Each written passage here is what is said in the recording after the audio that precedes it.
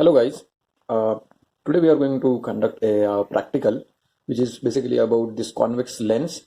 So as you can see in the frame, we have object, we have the lens, as well as we have a screen on which we are going to obtain the number of images depending upon the position of the object. Okay, so there could be different positions of the object. As you guys know, object could be anywhere from infinity to until optical center of the given lens. So as you can see in here, I have already made some of the markings here. So the focal length of the given lens is 20 centimeter, and therefore I have marked f1 and f2 at exactly the same distance, that is 20 centimeters. And then, as we know, the radius of curvature is exactly the double distance as compared to the focal length, and therefore I have marked C1 and C2 also at distances 40 centimeters from the optical center. That means if you see, C1 is at 20 centimeters from F1 and C2 is at 20 centimeters from F2. So this is the experimental arrangement. We are going to need only three things. One should be object, other should be screen where we'll get our image, and the in between there should be some optical instrument, which is our lens, convex lens. So let's discuss the very first case. First case is object is at infinite distance. Now for practical purposes, I cannot go at infinity, and therefore I am choosing a large distance, and object is kept at some large distance from the optical center. So as you can see, the distance between the optical center of the lens and the object is approximately around 180 centimeters. Okay, so this distance is quite a large distance as compared to the aperture size of this lens. Aperture size of this lens is approximately 7 centimeters, and therefore this distance for practical purposes can be treated as infinite distance. Now as you can see, the image formation has taken place here, and the image has formed slightly beyond principal focus. Okay, and what is the reason? The reason is our object is not exactly at infinity, and that's the reason we have not got our image at principal focus itself. But approximately one can say when the object is at infinity, the image obtained would be at principal focus of the given convex lens.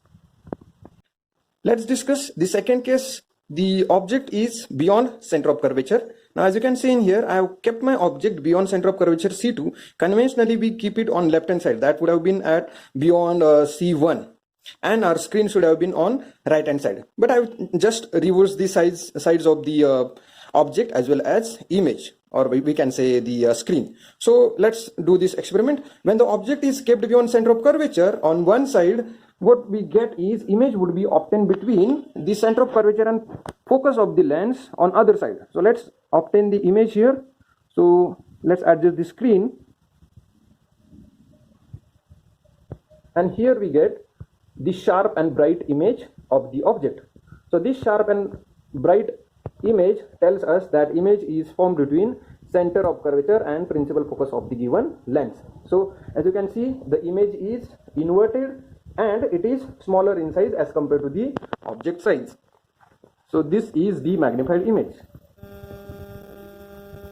When the object is kept beyond C2, the image is obtained between C1 and F1. The image nature is real and inverted because it is obtained on screen, and in size it is smaller than the size of object. Now our object is at C2. So this is the case 3. For this case we are going to obtain the image formation. So let's adjust the place of the screen. So you can see here the image formation is taking place. This is the sharp and the bright image of the object, that is the candle flame. And as you can see, the image is real because it is obtained on some screen and it is inverted. Okay, as you can see, the size of the image and the size of the object, that is candle flame, are approximately same. So this basically proves that when the object is kept at one center of curvature, the image would be obtained at other center of curvature of the given lens, and the sizes of the object and image are same. So in this case, magnification is -1. Case 4, we have kept our object between C2 and F2, that means between center of curvature and principal focus of the given convex lens, and then let's obtain the image. So adjust the position of the screen, and as you can see in here, image formation has taken place, a bright and sharper image. and the image has formed beyond center of curvature on the other side of the lens.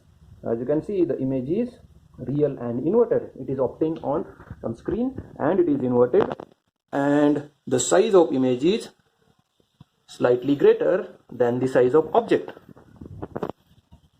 So this gives us another reason that when object is kept between center of curvature and principal focus of the lens on one side, the image is obtained beyond center of curvature on other side. The nature of image is real and inverted, and the size of the image is greater as compared to the size of object, so image is magnified.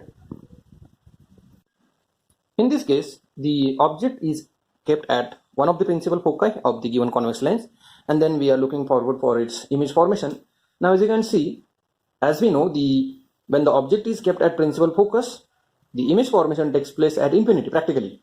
So in this case, the image formation must take place at some large distance, and as you can see, the image formation is taking place on this wall. So wall is at a very large distance as compared to the aperture size of this convex lens, and therefore practically this can be treated as some infinite distance. But yes, as far as the actual image is concerned, you shall go basically at some infinite distance, that means at infinity, and in that case the image formation would still be highly enlarged. As you can see in here, the image has been enlarged highly as far as this distance is also concerned. So at infinity you will get highly enlarged image of the given object. So yes, in this case also the image form is real as well as it is inverted. It is real because it is obtained on some screen, and if you see, the image is highly magnified. Let's discuss the last case, when the object is between optical center and principal focus of the given convex lens. As we know, when the object is between optical center and principal focus of the given convex lens, the image is never formed on any screen.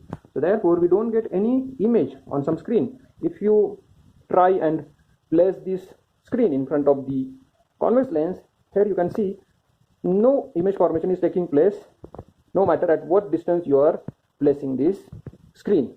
So one can say here the image in this case would not be real one, it would be the virtual one. And as we know, virtual images are obtained on the same side as that of object. So in this case also, as you can see here, this is the object size. I'm going to show you the image size. Now this image is virtual, it is obtained on the same side as that of object. Therefore, we need to see the image in the lens itself. Virtual images are seen in the lens itself. As you can see, the image is enlarged. So when object is placed between principal focus and optical center of the given convex lens, the image is virtual one and it is erect. As you can see, the image is erect one and it is enlarged. So that's the last case.